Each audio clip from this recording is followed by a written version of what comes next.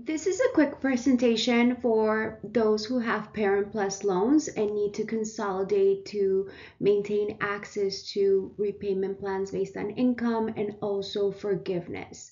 So the first thing you want to do is you want to go to studenta.gov, and if you need to consolidate, because again you only have direct Parent Plus loans, you would go here under loan repayment. You would select consolidate loans, and then you would be able to log in and apply for the consolidation. So you would take the steps necessary to consolidate. For purposes of this video, I am going to do a quick demo. So this is all the information that you're going to have to provide and go through. It may seem overwhelming, but it's actually pretty straightforward. So on your account, once you're logged in, you're just going to complete the consolidation, start it off. The first part is going to ask you to verify your information. Make sure you take a look at that, especially your address and phone number. And then you're going to go ahead and continue. It's going to ask you for employment information. If you're no longer employed, then you just leave it blank. Otherwise, you would complete this information. You're going to then continue. The system should automatically populate your loans. The only instances where it may not populate the loans you have is if you have defaulted loans. If that is the case, you want to get more support because you may have to manually enter that. But once you come to this page, if you have Parent Plus loans, you can just go ahead and make sure you select those to consolidate them. If you have both Parent Plus loans and your own loans, you want to be careful about consolidating everything together. Seek some advice if that is your case. Worst case scenario, you can just go ahead and consolidate all the Parent Plus loans together and leave your own loans separately. This part will give you a total summary and your new interest rate. When you consolidate, your interest rate remains about the same. So it's the weighted average of all the loans you're consolidating, and then there's a very slight increase. I always say it's not meaningful enough for you not to consolidate. And again, the benefit of consolidating Parent Plus loans at this juncture would be to gain access to income-driven repayment plans and retain access to forgiveness programs. Here, you're going to be asked whether you're ready to process the consolidation instead of delaying it. So we usually select do not delay, and then we continue. Right here, you're going to be asked to select your student loan servicer. If you like your current loan servicer, or if you have other non-Parent Plus loans with a servicer, you probably want to select that same one.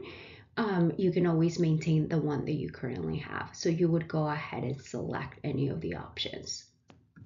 It's going to ask you whether you're consolidating for public service loan forgiveness. You can go ahead and answer that question accordingly.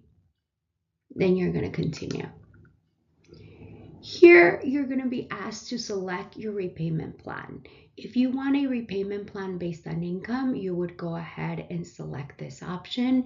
If you want to maintain a repayment plan that it's based on the loan balance and not based on income, you would select this option.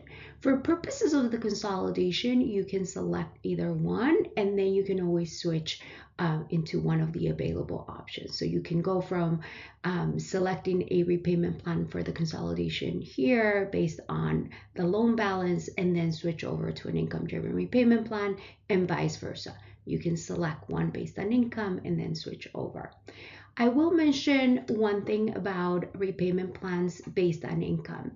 If you're consolidating a Parent Plus loan, your option is going to be a plan known ICR. So you would enroll in that and make at least one payment. Once you make one payment, you can go back and change into IBR. The rules do require, however, that you make at least one payment under ICR in order to transition into IBR, which should be more affordable. So here it will give you a summary of the repayment plan options that you have. Again, for the purposes of just consolidating, you do have the option of selecting what we call a standard plan or one based on income. The one based on income is going to be the ICR. In this preview, it is just simply showing traditional plans. Here it's going to ask you for two references. A lot of people already have the references there, so if they're still accurate, you can just select them. These are not moral character references. This is more references of people that know you. They cannot share the same address as you do, so be sure to insert two references. This is in case you default on your student loans. The federal government will require some context there. Again, not moral character references, it's just two individuals that know you and do not live with you. Then here you're going to be provided the terms and conditions, so you can just go ahead and scroll that. You will get a copy of the entire consolidation, so if you're concerned that you're not having enough time to read everything and understand it, you will get that copy that you can review, and then you can continue. Again, there will be more terms and conditions.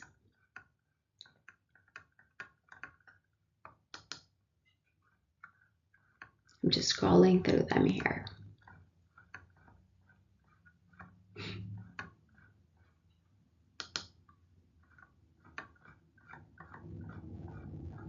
We are almost there. Here you're gonna sign off on the consolidation, so you would check off I have read and understand, and then you would continue.